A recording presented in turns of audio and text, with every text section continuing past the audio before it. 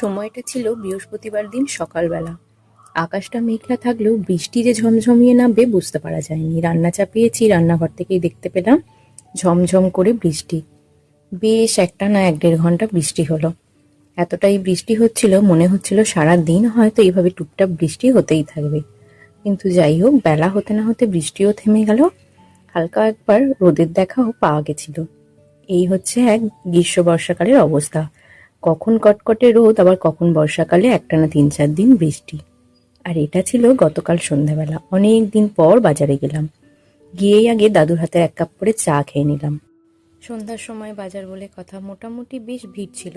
এই সময় তো অফিসের লোকজন বাড়ি ফেরে এখান দিয়ে, সবাই সবার মতো করে কিছু বাজার করে নিয়ে যায়। আমরাও আমাদের প্রয়োজনীয় কিছু সবজি অল্প করেই কিনলাম। আর এখানে তো বিশাল বড় এক তরমুজের গোডাউন।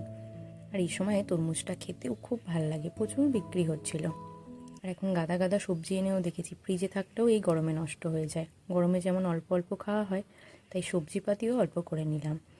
সব কেনাকাটা করে নেমেও পড়লাম আমাদের বাড়ির এখানে।